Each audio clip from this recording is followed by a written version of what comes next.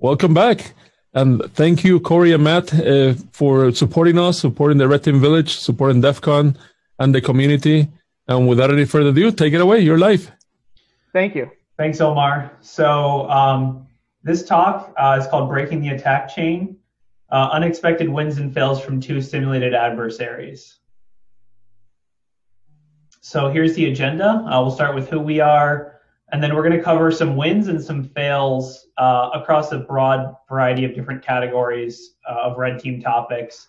And then we'll finish off with some of our just notes, and also we'll open up the floor for questions. So who we are. Matt, you want to say who you are? Sure. So Matthew Edelberg. I'm a principal security consultant at Optiv. I also help lead the adversary simulation team. That's pretty much our fancy way of calling what we do for our red, purple, and physical-based, real-world scenario-based driven operations. Also authored and developed several open-source tools and frameworks, mainly focusing around like EDR, evasion, and like bypassing security controls and remaining low underneath the radar. That's really where my passion is. I did do for a while in the beginning of my career, focus a lot on wireless. So kind of that all spectrum, sort of one area, a different area. Also, I've spoken at numerous different conventions, DerbyCon, B-Sides Las Vegas, Hackfest, GearCon. Really just passionate about red teaming operations and like the nuances and always improving that concept of sharpening that spear, staying low to the ground. I'm going to turn it over now to Corey to kind of give a brief introduction as well. So I'm also a principal security consultant at Optiv, specializing in adversary sim or red teaming or whatever you want to call it, depending on the buzzwords of the day. I've participated in some open source tool development, and then my passions really center around like data aggregation and building lab environments for the red teams, basically. So before we begin, I wanted to basically caveat this. Red teaming is a different thing to different people. This presentation is based on our experience during our engagements, real world scenarios. These are not, made up scenarios. A lot of them include real screenshots from real engagements. Everyone does this differently, right? So some people's definition of a red team is just an app testing team. Some people's definition of a red team is a full-blown zero knowledge assessment every year or every 2 years or whatever. So everything in this presentation is also situational. So we're not going to cover the client's demands. We're not going to cover that it was raining that day or whatever reason we have for each scenario. So there might be a little bit of background information that we're going to gloss over, but it should be fun. This talk it's kind of be a briefing style. So it's kind of almost like if we're talking to you, it could be if we're a red team or if you're a blue team, it's sort of covering our debrief of a lot of these scenarios that we've encountered on different assessments. So kicking off the first topic here will be Matt with some OSINT stuff. Yep. So we all know what OSINT is. It's one of the most, I always believe it's one of the most vital things when you're starting off an engagement. We're basically just professional Googlers. Well, one of the things that differentiates, just quickly Googling, seeing what you can get, and like a deep, methodical approach is honestly the level of detail, whether you have proper API keys, you're scraping the right data. And as I kind of say this, all those different things we know, they can be sometimes an endless rabbit hole where you go down and you never know if it's going to yield you stuff. You could be starting to pull down, employees, Instagram posts, Facebook, all those types of social media things, pulling out, trying to see if there's maybe a picture or something or some kind of metadata that you can scrape. And you can be doing that for thousands of pictures, and it may yield nothing.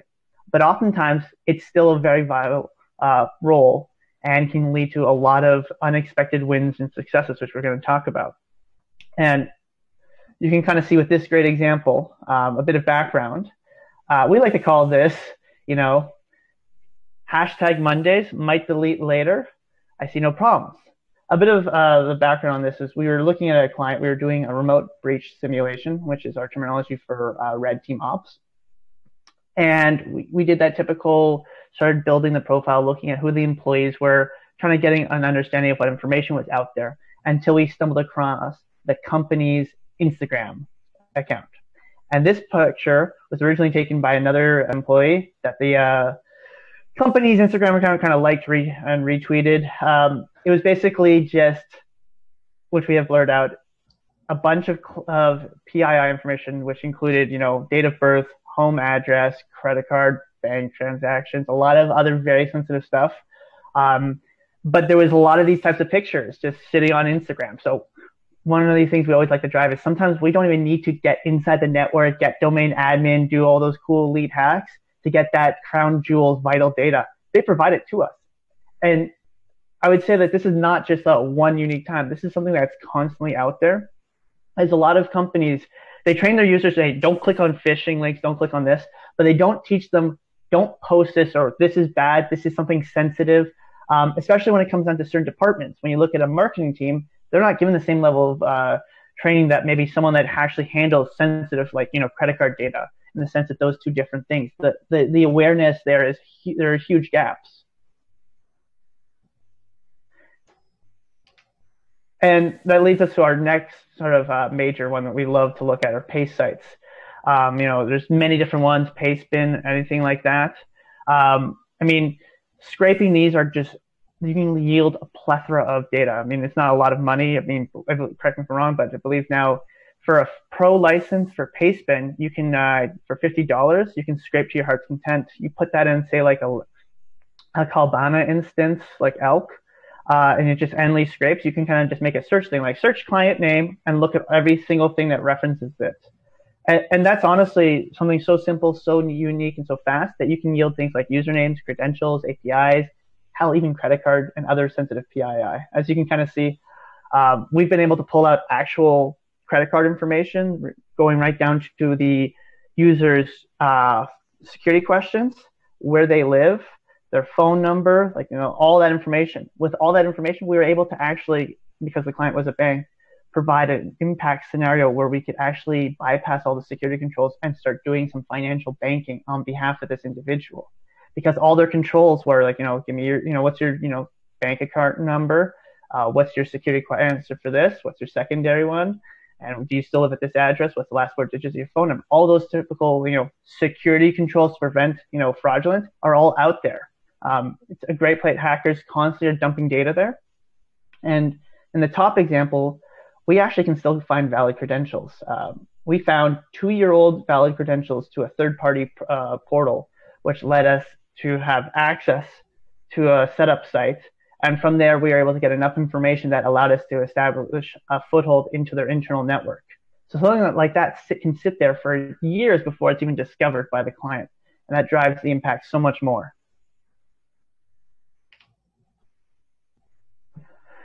So what can you do? And this will be the style of that debrief, is how do you break this chain? Like, in the sense of all these wins, how do you break this? How do you prevent this from happening? And, it's really hard, especially when data is out of your control. When you get stuff on those paste sites, it's next to impossible to take it down.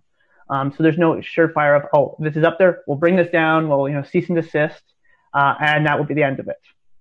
Especially like when I was just describing with paste sites and being able to scrape and have that local database. Once it's there, it's hard to get rid of off every individual who's scraping.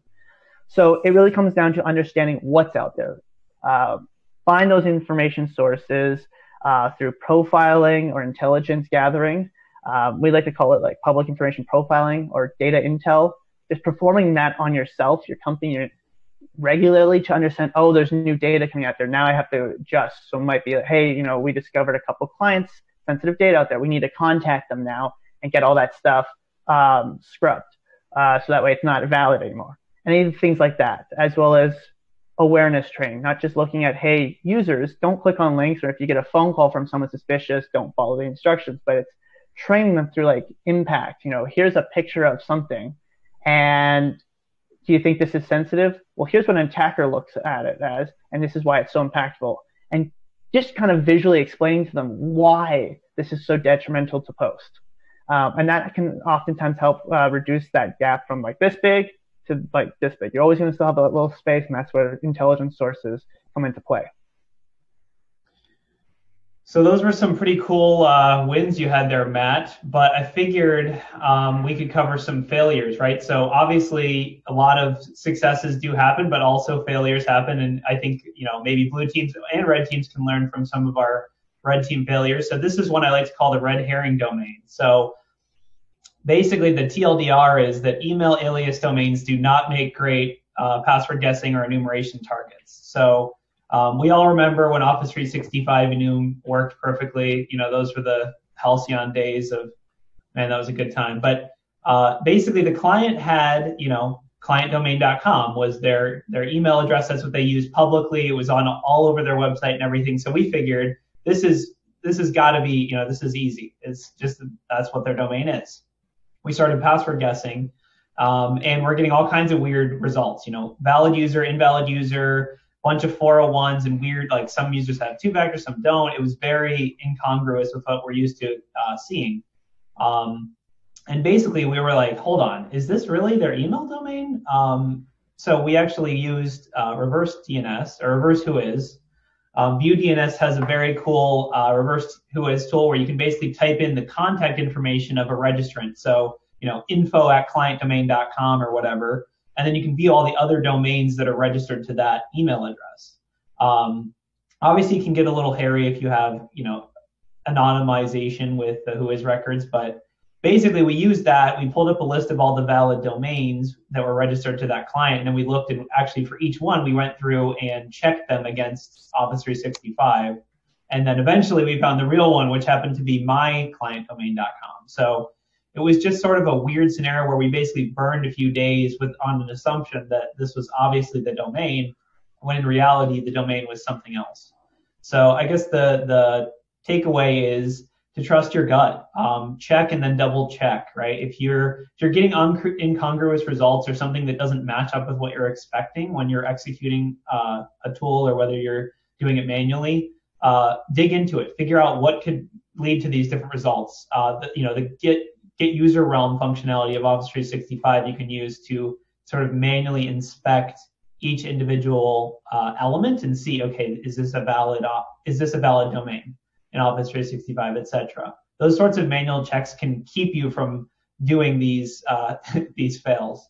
So Matt's going to cover another funny one about a building. Yes, we thought it'd be fun if we both share our experiences in the fail realm. So this is the one I like to call wrong building. So like I kind of said, that rabbit hole, it can lead to so many great results, but also can bite you. So in this kind of bit of background here was the situation. We were hired to do a physical breach session to break in physically into a building. The building in question was this large commercial high-rise, and let's just say for arguments in the story, the 7th floor. So we did a lot of OSINT. And we were able to find some information, including a page for the building that basically listed out, who was the property managing company, like who was the actual person on site, what were the vendors, even forms to fill out. Say, for instance, if you were one of the tenants there and say, telecom went out or pipe burst, paperwork and all that stuff, who to contact. Here's like all this other information so they know which building and everything like that. It was great. We were so happy. Because right there we could create a perfect scenario, and we did. We kind of decided to come up with a scenario that we were, coming into the building, going to be doing some telecom fixing on some of the floors. We got even so detailed. We were able to kind of create a fake work order. We were able to find out uniforms for that vendor, and we dressed, perfectly right down to the level of details. We had called beforehand, knowing when the office manager for the client was out. So we left a voicemail. We left lots of different things, just pretending to be the property manager. Say, hey, we have some guys coming into the building. They're doing some work with telecom. I've been getting a lot of calls throughout the day, just people verifying them. I just wanted to let you know that they should be at your floor in the next 20, 30 minutes. I'm just stepping out for lunch, so I may not be able to be reachable by phone. But if they do, just have them show the work order and make sure everything like that. Their names are blah and blah. And everything like that. So we really had provided enough information so that way they could go listen to the voicemail and say, okay, there has to be a work order, we have to check all those things. So we were kind of creating that self-validation. So we get up there, we talk to the receptionist. The receptionist goes, okay, I got to go get the office manager. Points us at the, like the sitting area. So we're sitting there. And then maybe we kind of realized it's been a while. But maybe another 5-10 minutes later, the office manager came out with someone else who was the property manager. And they were like, so, who are you guys? Because you're not anyone I've ever worked with. You don't even work, the company I've never worked with. I'm like, oh, well, so-and-so, that's the property manager, contact us. He left a call. He was like, yeah, but here's the thing. He works on the bottom floor in the retail section. I handle all the commercial, high-rise, and corporate stuff. So I'm going to ask you again, who are you? What do you do in that situation? You kind of have egg on your face. We had done such great OSINT and everything like that, but the problem was we didn't realize that the building was split property managers for retail and the corporate renting. And in that moment, like, your perfect pre-tax and everything like that just goes out the window. So me and my colleague were sitting there. We literally had this conversation, just staring at each other, not to like sweat and everything like that. You can't just instantly pull out like the get a jail free card and be like, this was a scenario and stuff. You always want to de-escalate. So you do your best. It's like, well, okay, that seems really weird. You know what? Let's just stop. Let's take a moment. I called someone who was obviously a coworker of mine and pretended like I got the voicemail and it was like, hey, there's some issues. And I explained the situation on the phone. We're not going to do any more work, all this stuff. Just trying to really paint it off that we don't want to do anything because obviously they're very tense and upset. So it's really taking those steps to de-escalate it. And it ended up, we're like, okay, well, you know what? Let's give a business card. Give us the business card. We're going to call. Maybe we get everyone on there. We can figure this all out. But I will tell you, that was the most awkward elevator ride down when they came with us in the elevator. We're just sitting there like, this elevator's going so slow. The moment we got to the ground floor, we shook their hands. All right, pretty sure we had a little bit of sweat on our hands, and we're just like bolting right out. So those are the things where, sometimes OSINT can really, bite you in the butt. All right, so taking a left turn here, so a different category than OSINT, initial access. So initial access, we can define it as, that initial point of compromise, right? So nowadays, starting from that perimeter environment, a lot of attack surfaces are heavily limited. Companies have, nothing but 80 and 443. It's pretty much SSO everything, redirect everything through their central auth, and everything's multi-factor, right? So the approach here as an attacker is to prioritize that breadth first search for that weak point, right? So, if it's Office 365 and they have basic auth enabled on AWS or something like that, that would be an example of a weak point. Or, here's some other common techniques. Obviously, we're not going to cover any of these in depth, but password guessing is really common. Web app vulnerabilities, if you can get deserialized or some other, similar, roll your own web app issues. Spear phishing is common, phone pretexting is common, and then lastly, physical access is an easy, especially as a backup plan. It works pretty well. So multi-factor spear phishing. So phishing is dead, long live phishing, right? We have seen, especially in the past couple of years, that phishing is really getting a lot of eyeballs as far as tooling solutions and just general alerting and controls. Attachments don't work from the perimeter anymore with an email filter. Email filters have their own URL filtering now. Any email that's sent to more than 5 people, for example, might just get blocked because they're assuming it's a spear phish. People are good at reporting them. I mean, I guess it's like over the years, we've finally started to get better at training people and developing technical solutions so that it's actually not as successful. However, it does still work, even with 2 factors. So we like to actually focus not necessarily on passwords, but actually on tokens. So, there are MFA compatible phishing tools like Evilginix or Mudlishka that actually let you gather the tokens. So you're actually, with these tools, you're essentially sending a message with the URL in it. The user is browsing to that URL, and then they are basically using you as a proxy to interact with the real site. So if they're using your site as a proxy, you can capture all the authentication tokens, API tokens, whatever it is that user is sending. And why do we like tokens? Because tokens are harder to track. Lots of people don't have anomaly, alerting or anything like that on token usage, right? So, if I log in from a new device, it says, whoa, this is a new device, you need to authenticate it. But if I just take that already valid token and replay it onto another device, oftentimes it just works without any sort of double checks or anything like that. The other reason why we like tokens is because they're hard to reset. So a lot of the traditional IR procedures, they focus around Active Directory, right? So you reset your Active Directory password, you lock the Active Directory account. That doesn't necessarily have any triggers to a third-party SSO site. So if it's Okta or another provider, there's no link to Active Directory that necessitates a token refresh or deletion of all the tokens when a user has an incident and the password is reset. So here's a scenario.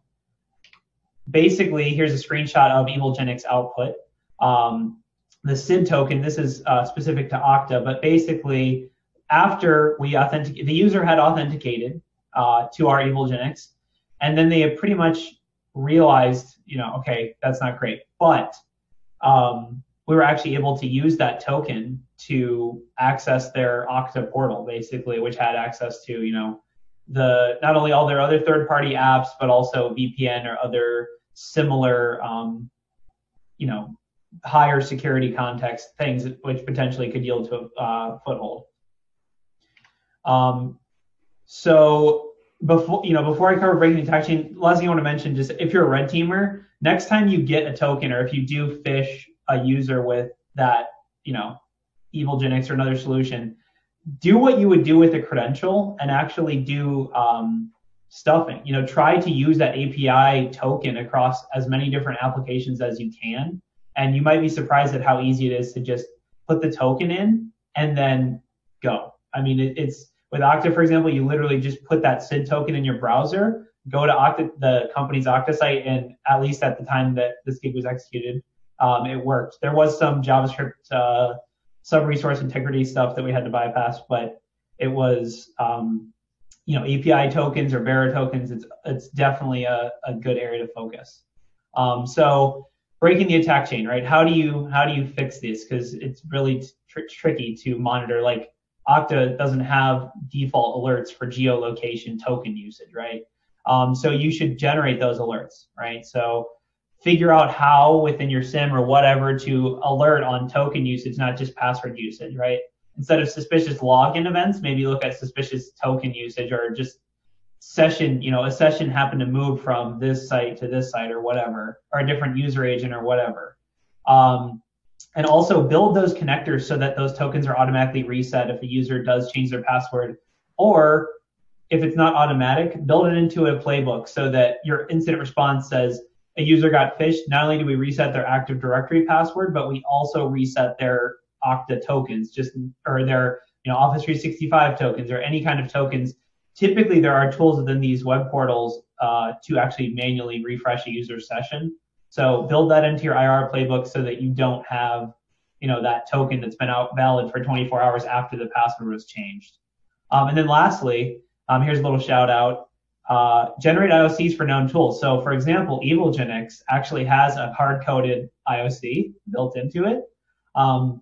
I won't say, it's been published on Twitter before. I won't say exactly where it is in the GitHub. But if you're using Evilgenix and you haven't forked it and edited it out and removed the IOC from it, it should be easy to be detected, right? Attackers sometimes use off-the-shelf tools like Evilgenix, and that's relatively easy to, as a blue team, to download those tools, run them, execute them, and see what that looks like, and then generate IOCs based on that. So after some successes, I'll cover a failure. So this is what we call the traveling user problem, right? So we have on breach engagements set off alerts with bad IP hygiene. We typically like to use non-distributable IP space, right? So Amazon, Azure, VPNs, etc. But that's a double-edged sword, right? So users don't usually use AWS, right? And also geographically improbable access. So like if a user is based out on the East Coast and you're using a US West Amazon instance, that could trigger an alert if you sign in as that user and it says, oh, this user just signed in from here and then they signed in from there. And also, reusing that single cloud, we're lazy, right? We're red teamers. We have so much going on. But sometimes we get lazy and we'll reuse the same IP address that we've obtained for multiple accounts, right? So, maybe we log in on that one instance and then we log in as another user just to test those credentials, right? that's an easy indication that not only is it an AWS IP that's authenticating to our VPN, but also they just authenticated as two valid users, and it's not like an office location, right? So for red teamers, how not to fail, know your IP space, right? Use some of those blue team tools in your red team engagement. So check your ASNs, right? So I put some links at the bottom of different services you could use to check the like IP reputation or, sort of the footprint of the IP addresses that you're using, and tell the story as well, right? That's sort of our 2020 breach team slogan is tell the story, but basically one IP is mapped to one valid account forever. So if we're going to trigger a valid login as a user, if we're going to actually start that pathway of emulating, that's when we'll say, let's go into it. Let's make this IP address this user's IP address, and then keep using that for the rest of the engagement, basically. So that is it's harder. Obviously, they can still alert on, hey, this is an AWS IP logging in, and that shouldn't be the case. But also, they can say, well, they did log in here and they logged in there, and maybe they're just using a VPN or whatever. So it can be a powerful thing. Yeah.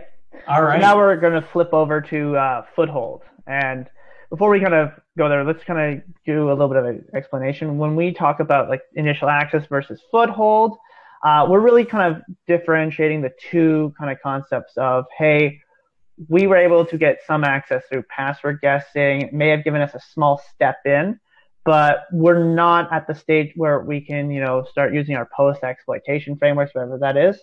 That's what we call the foothold. We've established the beachhead, and we begin that privilege escalation and moving laterally. So that's the major definition and difference. So in this example, which we're going to kind of talk about, this is actually a runoff of what Corey was just describing with the Okta and SIDS and tokens. So we were inside their portals, and we were able to get access to several different applications, because we sent out a fish, and one user clicked it. So we had tons of access, but only through their portals, like the tiles and whatever, subsequent applications that were exposed to the internet. So as we were going through all these different sites and third-party applications, because we had access to the email account, we saw an email had been triggered. And we're like, okay, it's kind of weird because it was an IT ticket. And what basically it outlined, as you can kind of see right here, was, hey, something's gone wrong. And it basically is I clicked on this. I know it was something bad. I've already changed my password twice, which kind of goes back to what Corey said on how valuable resetting those Okta or, those tokens and SIDS are, because at the end of the day, we didn't need, the user had changed her password so many times, but we were still in. They also attached our email, so our Spearfish email, as well as the security alert of sign-on that we had triggered by logging into an application that we weren't aware of had that notification prompt built into it. We were just pillaging through the data, trying to get as much information we can to help kind of solidify our next stage of moving into that foothold. So a help desk ticket with our Spearfish and all this stuff, pretty damaging, right? Hard to kind of move around in something. So going back to my initial thing with the story about the building, you have to always de-escalate. So what did we do? We removed the attachments, and we replied back saying, sorry, my bad. And within a few seconds, because good old help desk, they closed the ticket instantly with a nice little message saying, hey, don't worry about it. I'm glad you were able to be assisted if you have any other questions. And we also took an additional step by actually adding a mail rule that any type of emails that were related to this help desk ticket would be put into the user's junk bin. So she would never see it. With all of this, we were able to then kind of do a comprehensive internal Spearfish, targeting a couple of the employees that reported to this user with a typical great macro document. It was an Excel timesheet that they actually had been passing around, all the staff passed around. And we basically just added a few verbiage saying, hey, we're having trouble seeing it. You have to enable macros. Can someone take a look at this and see if this is right? And, we sent that out, and with maybe half an hour, we received our good trusty beacon. Yeah, we love to see those come in. So that was a great example of how, just because something happens, a ripple in like the, whole environment is kind of created. They can't always be a wave. And if you know how to handle and de-escalate, you can take that ripple and make it invisible. If you don't, you leave it there too long, or you don't handle it properly, it can definitely make that ripple into a giant wave. And now instant responders are investigating and your whole op is burnt. So small things can really take time just to de-escalate it. And it's nothing technical, it's just using soft skills and communicativeness. So how do you really break? How do you stop against this?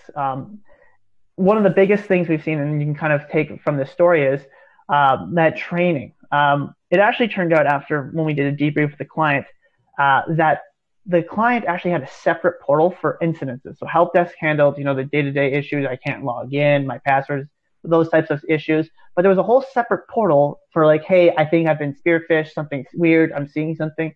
And because they went into they put that ticket in the help desk, there was different responses and everything like that. Help desk, they weren't trained or aware that maybe this is something weird. This user provided a lot of data and all of a sudden deleted and saying my bad. If you read that thing, it kind of looked like this person was two different people talking. But, their SLAs and everything like that, they were just trained to not spot weird or anomalous behavior. And that's the key word. We always talk about indicators of compromise, but there's indicators of anomalous. And if you can stay and live in those indicators of anomalous, you're going to have a higher chance of success, as kind of described. So really teaching your users like how to properly handle those incidents. Don't just call the help desk. Help desk is not just security, so to speak. And then kind of really focusing on when you get those types of events, like prioritizing a real-time communication. Don't wait for an automated message. Don't do anything. And that's both on the user's front and on your IT and security team. In this example, you saw all of them were message-based. Really putting in a ticket great is great. You have all the evidence there, but following up with a phone call saying, hey, I'm really worried something happened. You have someone on the phone now, you're talking to someone, or you go, if they're in the office, you can find them. Talking and being in person, it changes the level of severity and forces people to react faster. A ticket most of the time, may not come in the same urgency. And that really can change the amount of time we have as an attacker to be successful. And just by de-escalating, we had enough time to figure out a good, convincing internal spear phish, which we love to do because, you're bypassing all those mail filter controls. We looked at them and saw, all the users are passing this Excel document around. We can put a macro payload in it. And that just adds to the legitimacy of the attack and the story. All right, those successes were great, but let's cover some failures. So all red teamers should probably know this, but putting all your eggs in one basket is bad. Sometimes even the best tools are buggy. So we use Cobalt Strike. It's a great tool. It's very powerful, but obviously it's not perfect. This was at a time when basically this was right before the Cobalt Strike 4.0 release. And there was a bug in execute assembly at one point where if you executed anything in execute assembly, it would crash the beacon. So the little screenshot's kind of funny, but I'm sitting there and I run, I had worked really hard and I had done all my red team things and I finally got this beacon. And I was like, all right, I've been working really hard. I should use this. I should take this opportunity, seize the moment, and really go and do all my, do my reconnaissance, do my situational awareness, and try to move laterally, etc.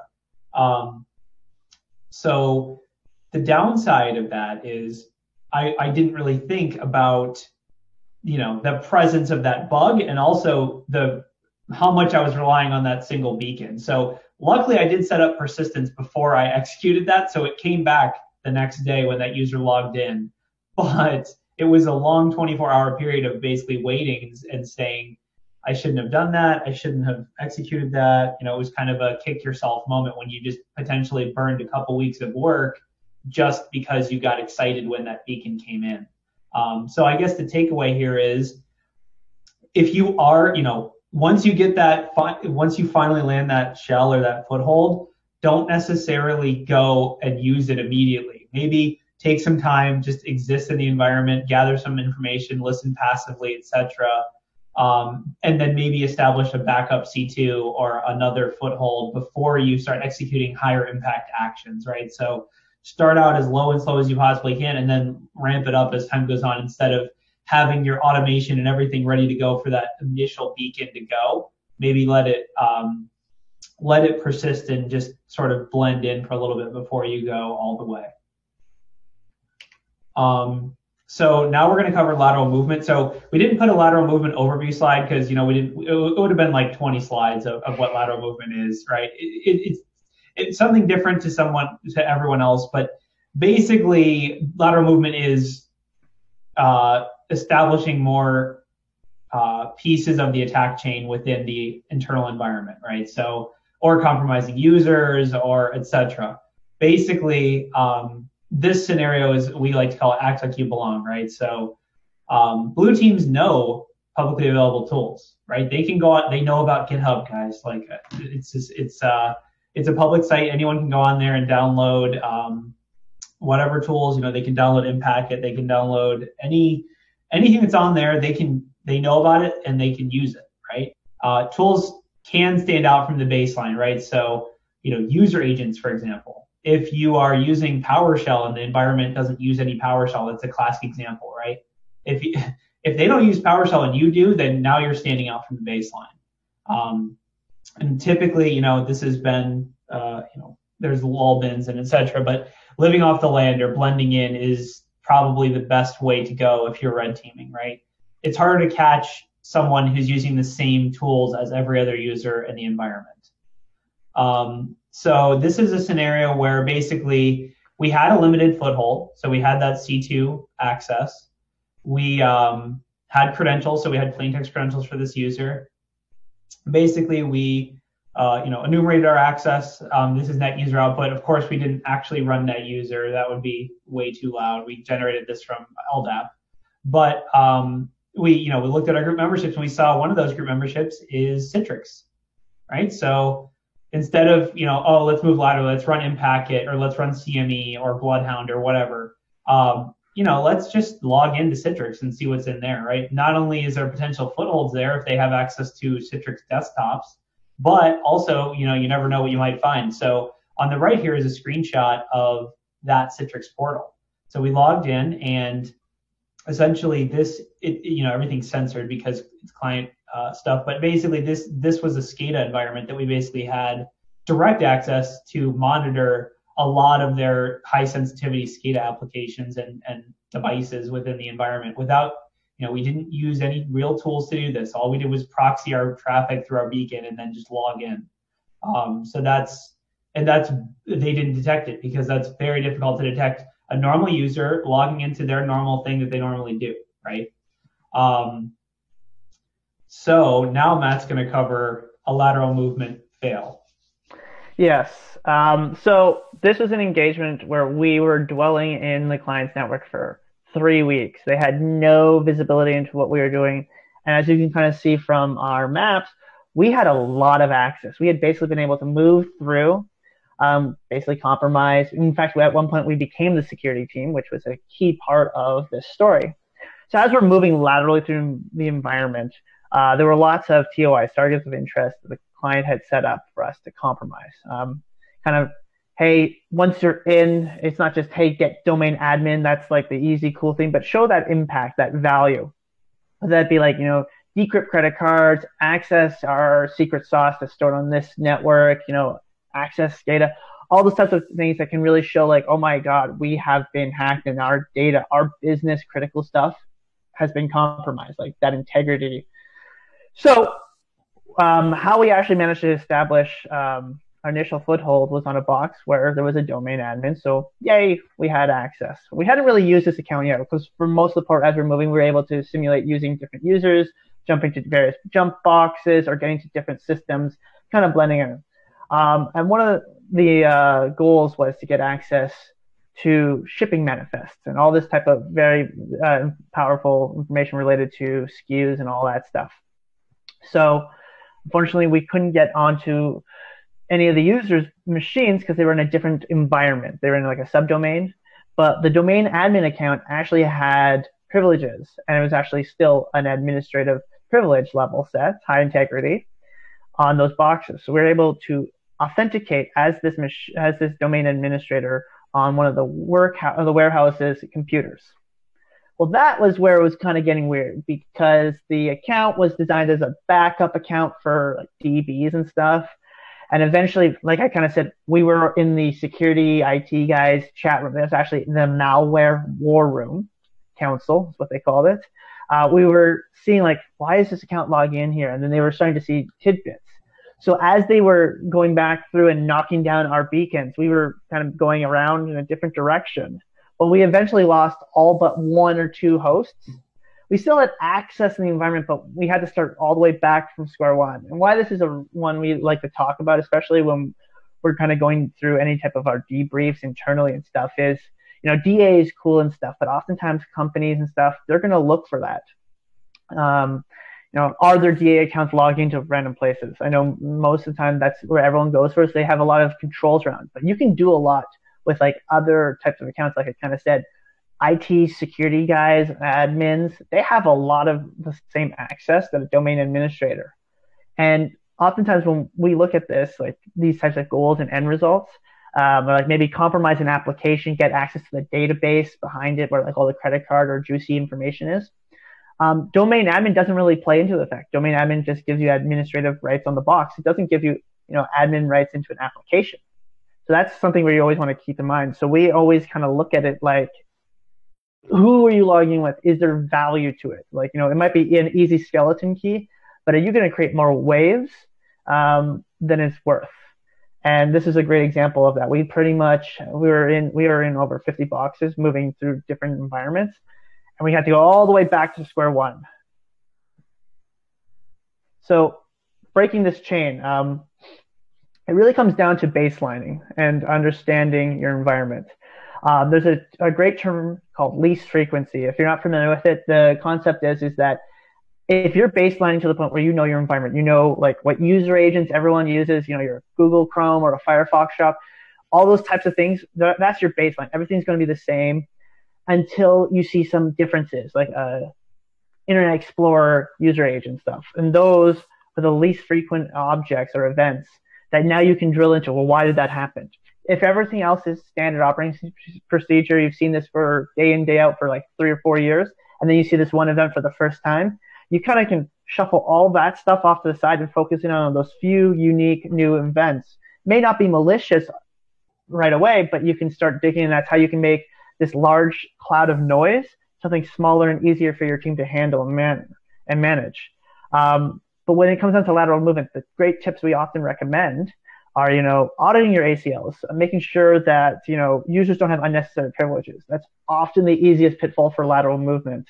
To go back to what Corey said about, the Citrix and stuff, one of the issues was there were so many unnecessary privileges that gave us hops, skips, and jumps in the environment that just made us so much more successful.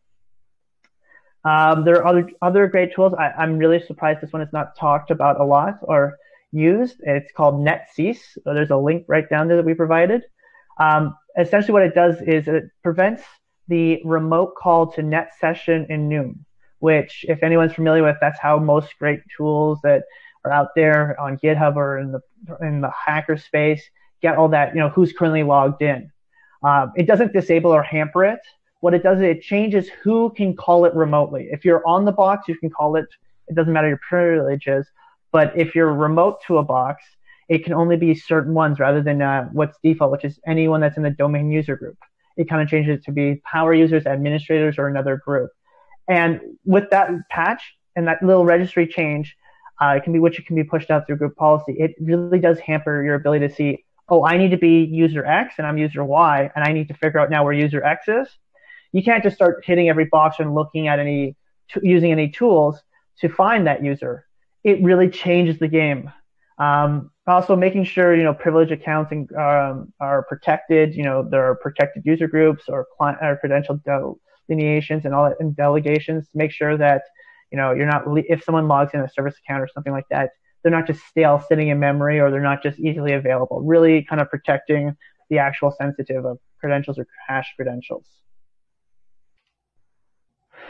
So now we're going to kind of talk about persistence. It's one of those, it's more of an art form, I like to say. There's great techniques or something like that, but whenever you hear about a new one on Twitter or there's an article, most of the time people pay attention because they really get scared, and that's like the focus of patching. So when you find vulnerabilities, allow. So I always like to take the art form, and it really comes down to, like, you could go that crazy route, but they might have it patched. But if, say, your payload or whatever, binary, DLL, whatever you want to have it, can persist on disk, where it stays on disk. It could be somewhere in, like, the user app data, temp folder, something like that. And your whatever security appliance is just not alerting on it. If you have, say, a bat file or something where it drops into the start follower of a user and calls it, it's probably not going to get detected if it looks right, telling that story again. So in one of the scenarios we were persisting on multiple different machines. And what we ended up doing was just dropping a bat file that would call gpupdate.exe. But our evil binary was gpupdate.exe because it was obviously put in app data. So when you looked at it strictly from the point, the process, the binary gpupdate started up when the user kind of logged in. And it wasn't as suspicious. I mean, if you drilled in, you would have seen, well, why is gpupdate not in C system Windows 32? Why is it in app data? And one of the great things about that is that if they're looking at, like, things like, well, where this file is, there's something else that's already kind of dragged their attention towards it. So you're already kind of burnt. But just staying pretty low, making tiny ripples, you hang around that, indicators of anomalous. If someone looked at it, they probably wouldn't blink twice until they looked at the file path or other attributes of the file. And now it comes down to, I think this is one of our favorite ones to talk about, is conference rooms. So we were on an engagement that was getting close to the end, and it was very late when we had managed to finally get through, and we really wanted to establish persistence because we couldn't afford to lose. We were really coming close to the tight line of the end. So it's very late at night. Okay, perfect. So we decided, okay, we know what their conference room systems are.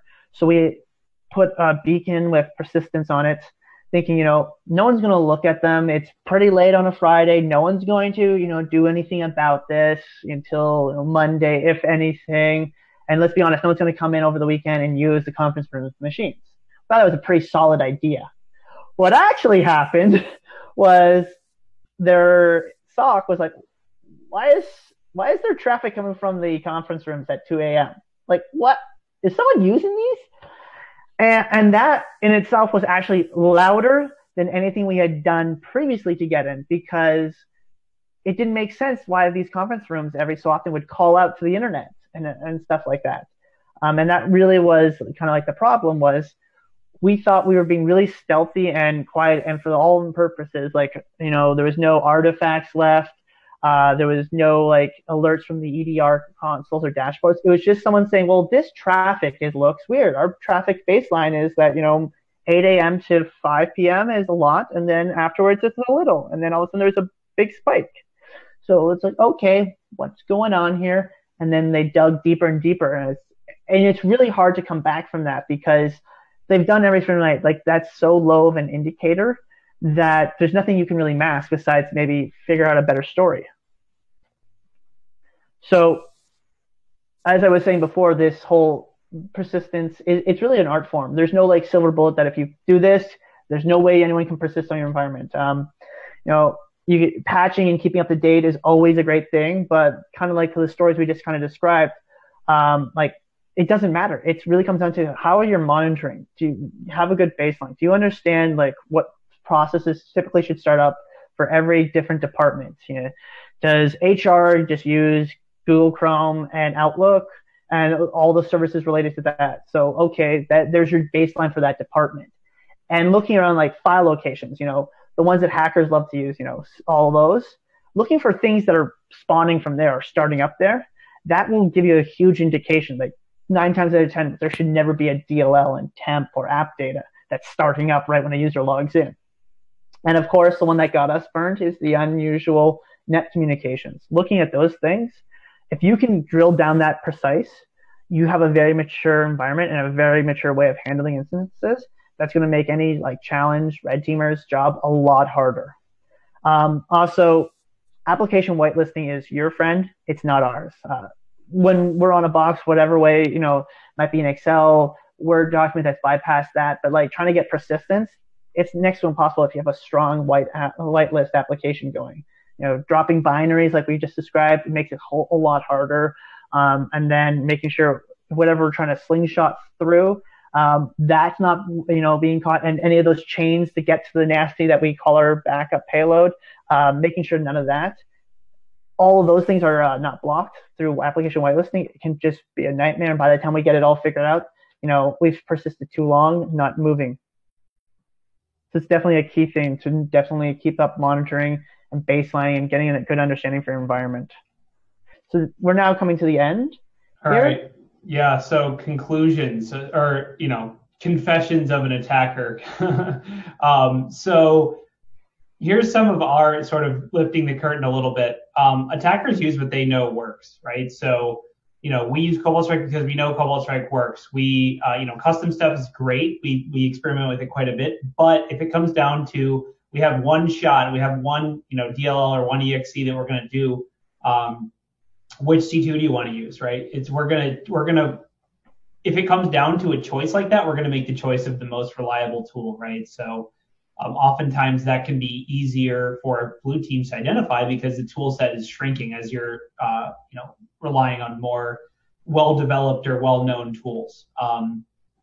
Also, one end-to-end attack chain can be easier for us to manage, right? So as cool as it is to have 4 or 5 different footholds that are totally unrelated, different C2, different initial compromise, different physical locations, that's great. But the reality is we're red teamers, so we're doing this in a condensed time frame with restrictions on how long we have. So oftentimes we end up with just one end-to-end attack chain. And along the way, all those chain breaks that we described are ways that would just basically send us back to square one, where we'd have to start over and say, we did this, this, and this. However, they had this security control, or they caught us, or whatever, and now we have to start over. So it's actually the chains are more fragile than they might appear. Users who report incidents are honestly one of the things that comes up more than we'd like it to, because there's really nothing we can do to stop it, right? We can't stop users from emailing their security team and saying, hey, this looks weird. Obviously we showed an example of how we can do evasive maneuvers and say, oh, actually, never mind, my mistake. But if someone's going to pick up the phone and call a user, or if the user picks up the phone and calls the security people, we're not a part of that conversation. We can't really work around that. So that's where that security awareness training and just relying and trusting on your users is actually really hard to get around. And then obviously defense in depth, it really does win in the long run, right? So this works for real attackers, right? Because, if you're trying not to get hacked, you're running away from a bear. So as long as you're not the slowest, you probably won't get eaten. But defense in depth makes it harder. Every step along the way gets harder when you have, we got a foothold, but now they have all these really strong local firewalls. So we can't actually, we can't move laterally as easily because everything's blocked to everything else, right? That's an example of defense in depth. That's not protecting you from spear phishing, but that is helping if you do get to that breach status. It's going to be restricted in the scope of it. And then Matt has some final conclusions on tools or defensive controls. Yes, defensive controls. We kind of talked a lot about this. We kind of at some points hit small little, an inch into this type of topic, but tools are great. As we kind of described before, we highly recommend, monitoring tools, proper configurations, but they're kind of useless if you just buy them and put them in audit mode. And that's what we kind of see a lot is this deployment that they're not, you might have the greatest security stack of 20 different products. You might have 14 different AV, EDR agents on there, but if they're not properly tuned or configured, there's tons of gaps, and that's where hackers and attackers love to live, is just in those gaps. It's pretty much where it is, hey, look, there's a gap or a blind spot in this client's network. That's where we are going to start. We're going to live in this gap, and we're going to try to move as much as we can in there, because you guys don't have any visibility. We know that. So if we know that, hey, you guys are monitoring PowerShell, but, we can use C#, or hey, we can, you guys have great lockdown for a lot of stuff, but macros are really easy. We could use macros. We can use water hole attacks, set up infect. Hey guys, your EDR is only set up to detect, process injections or something like that. If anything like that, they can go on. There's tons of little things like that. And that's where really tuning and tightening up, it can really make a huge difference in the success of your defensive controls. Also, that kind of comment I made before about audit. We often see the latest and greatest, this is going to stop every, cyber threat known to mankind. We detect O-days before they even thought of tools. But you ran it in audit mode. So someone's not looking at the dashboard. You don't see a blinking light appear. And so we continue on our way through the environment. It's really hard to do a lot of that stuff. And that's where hiring, red team sims or doing those types of engagements. So that way you can see what's out there, understand what, people are doing and seeing where those gaps are in your products. That's highly valuable than just, hey, I'm going to buy a product and just, plug a few buttons on it and hope that I got everything right. Really having it go through those trials and stuff in a live fire engagement is going to help you guys more than anything. Also, we know this, and this is probably going to be one of the most frequent questions asked. Well, if I do all this stuff, then, it's not usable for my environment. Users can't log in as easy, or they can't do things that they used to do as quickly and stuff. And now they're going to complain that we're affecting their ability to do their job. And, it's going to hurt the company's bottom line. But, it's that hard conversation you have to have with the business about, you have to change the way you guys have been using stuff to make it more secure. It's very hard. I don't envy anyone who has to deal with those conversations on a daily basis, but it's necessary to have. And I think if you approach it properly and with a lot of, information and guidance and recommendations even from third parties, you can definitely get a lot of value out of that. And the last thing, of course, we've mentioned throughout this whole thing is baselining. Baselining. Know your environment inside and out. If you do, that's the biggest thing from our red teaming experience that has killed us or stopped us dead in the water, is if you can baseline and discern us from the rest of your normal traffic. Even if we're logging in through RDP and we're using all the same stuff your normal user, if you can find out that we're not who we're pretending to be, you're going to have a lot better success rate than if you do anything that I just described. Baselining is probably the biggest key, and that's why we left it as the largest bullet point. Really just least frequency, get in tune with your environment, get really in tune, get very close to it, get unnecessarily close to it. And with that knowledge, you'll definitely be able to spot the anomalous behavior. All right, so we have a few minutes left. If you guys have questions, put them in the Discord channel. It's if you guys are in Discord, it's the Briefing's main talks channel. We're both in there, and we can answer or try to answer some questions in real time before we wrap up. You can hit us up on Keybase or Twitter if you have any questions or just want to chat. We're always available. We love picking, other teams or other people's brains in the industry. So definitely, hit us up if you ever have a question. Other than that, I just want to say thank you to the Red Team Village for letting us speak today. And thank you guys for showing up for our talk.